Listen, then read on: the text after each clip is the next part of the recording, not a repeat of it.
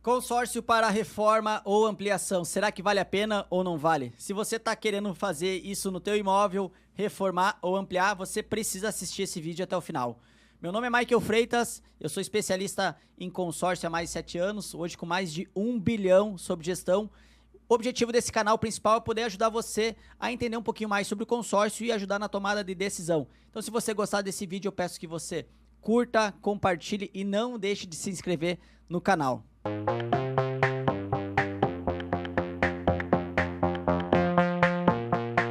Consórcio, então, para reforma e ampliação.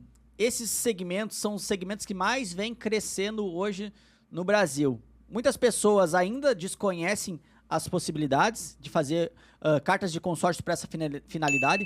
A grande maioria ainda acredita que o consórcio é somente para comprar uma casa e comprar um carro, mas é um segmento que quem tem tomado consciência disso tem buscado fazer esse planejamento. Por quê? Vamos lá. Quem tem casa, né, quem já comprou a sua casa, já mora na sua casa própria, vai chegar um momento da vida que você vai precisar reformar essa casa. Isso não tem jeito, você não tem como fugir disso. Você vai precisar fazer essa reforma para poder manter o imóvel em boas condições. Você vai precisar pintar, vai precisar reformar ela alguma coisa, trocar telhado, enfim, alguma coisa você vai ter que fazer. E quem muitas vezes já tem casa e aí a família começa a crescer, uma hora vai precisar fazer uma ampliação dessa casa, deseja fazer um quiosque, né? Então, é algo que todo mundo está buscando e vai precisar em algum certo momento. Então, como é que funciona o consórcio para essa finalidade? O primeiro ponto, pessoal, o consórcio para reforma e ampliação, ele nada mais é que ainda a carta de crédito imobiliário, certo? Vai depender de administradora para administradora. Na HS Consórcio, quando você contrata uma carta de crédito imobiliário, ela vai permitir que você utilize de diversas formas essa carta. Compra, construção, reforma, ampliação, área rural, área urbana, apartamento. Você que vai definir como consumir. Mas quando eu falo de reforma, quais são os requisitos que você precisa ter para poder fazer essa reforma no imóvel? Primeiro ponto, esse imóvel ele tem que estar no mesmo nome do titular da carta de consórcio, certo? Porque eu não consigo hoje fazer uma reforma em imóvel de terceiro, porque esse imóvel ele não é seu, então eu não consigo fazer essa liberação para reformar o imóvel de terceiro. Então, primeiro ponto, o imóvel tem que estar no mesmo nome do titular da carta de consórcio. Segundo ponto, reforma, pessoal, é somente melhoria daquilo que já existe, certo?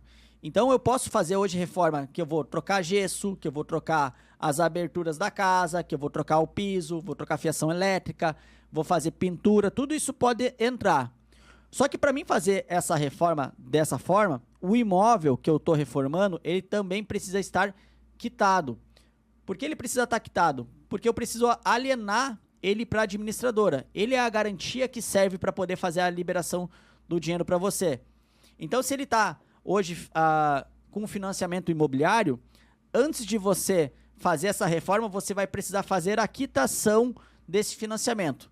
Mas a parte boa é que você consegue fazer a quitação do financiamento com a carta de consórcio também. Então, vou trazer um exemplo para ilustrar, para ficar fácil de entender. Você tem uma carta hoje de 300 mil reais e você contemplou essa carta. E você tem ainda 150 mil reais na Caixa Econômica Federal lá de um financiamento imobiliário. O que pode ser feito? 150 mil você faz a quitação desse financiamento e os outros 150 mil reais que sobram da carta de consórcio você utiliza então para fazer essa reforma que você deseja, ou a ampliação também. Você que vai definir como consumir o dinheiro, certo? Ou, se você não tem o desejo de fazer essa quitação desse financiamento, você pode colocar um segundo imóvel em garantia para a administradora, onde esse segundo imóvel cubra, né, o saldo devedor, cubra as características ali que precisam, e aí então eu coloco um segundo imóvel em garantia para poder fazer a reforma no outro imóvel. Também é uma decisão que você vai tomar. Mas vamos lá. Imóvel ok, no mesmo nome do titular, o imóvel está quitado. O que eu preciso fazer para fazer a liberação então? Quando você iniciar o processo de liberação, o que vai ser exigido de você? Vai precisar que você tenha um projeto de reforma. Esse projeto tem que ser assinado por um arquiteto de preferência um engenheiro, né? Você que vai definir com quem você quer fazer, e esse projeto ele precisa ser aprovado então pela prefeitura da sua cidade. Então, basicamente, os outros documentos são os documentos normais, que a gente já fez um vídeo sobre isso, falando do que precisa para fazer a liberação de um crédito imobiliário. Basicamente são os mesmos documentos, matrícula atualizada, comprovação de renda, tá com o nome limpo, né? O imóvel está no nome do titular e apresentar esse projeto. Dependendo do valor do teu imóvel, esse dinheiro ele vai ser liberado às vezes numa única etapa para você fazer a reforma. Então vou dar um exemplo, tu tem a carta ali de 300 mil e você tem um imóvel que vale 1.200.000. Então você quer fazer essa reforma. Muito provavelmente com esse valor de mercado, esse dinheiro vai ser liberado para ti numa única etapa, o dinheiro cai na tua conta, a conta da tua escolha, do teu banco, e aí você recebe esse valor e você então faz a reforma desejada. Então, por que não hoje, você que tem uma casa, você que está morando nesse imóvel há algum tempo, por que não hoje fazer uma carta de consórcio para essa reforma, né? Você tem que ter ciência que você vai precisar, em algum momento, reformar esse imóvel. Então, por que não colocar o consórcio como planejamento para isso?